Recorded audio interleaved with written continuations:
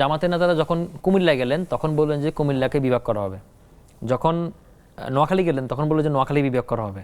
আমি শিওর এখন ব্রাউনবাড়িয়া ওরা যাবে না, কারণ ব্রাউনবাড়িয়া গেলে বিভাগ ঘোষণা করতে হবে আর মার খেয়ে চলে আসবে। এখন আমি ধরেন যদি চিটাঙে যায় তাহলে চিটাঙে বলবে যে আমরা চিটাংকে আলাদা রাষ্ট্র করবো। এই কারণেই এই ন্যারেটিভগুলো তৈরি করতেছে, পার্বত্য শান্তি চুক্তি আলাদা করবে এগুলো একটা সেটেল ডাউন ইস্যু। এবং বাংলাদেশের পার্বত্য শান্তি চুক্তি কিন্তু আপনি হিসাব করে দেখেন, এটা কিন্তু আইন না, এটা কিন্তু একটা কাস্টমস। ধরেন বাংলাদেশের সংবিধান অনুযায়ী বলেছে একক রাষ্ট্র ব্যবস্থা থাকবে, কিন্তু আপনি পার্বত্য শান্তি চুক্তি দেখেন তাহলে এটা একক রাষ্ট্র ব্যবস্থার সাথে এটা কনফ্লিক্ট করে।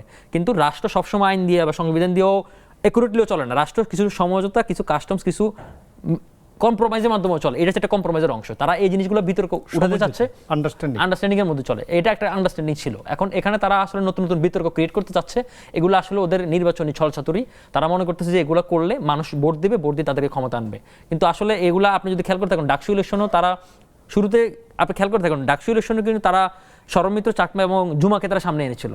মানে একজন মেয়ে যিনি হিজাব টিজাব পড়েন না তাকে সামনে আনালেন যে আমরা আসলে খুব মডিফাইড লিবারাল ডেমোক্রেটিক বা ওয়েস্টার্ন কালচারও অ্যাডাপ্ট করে ফেলছি। কিন্তু তার পরবর্তী দেখেন যখন ইলেকশন হয়ে গেল তারপর এখন শরমিত্র চাকমা এসে সবাইকে পিটায় বের করে দিচ্ছে।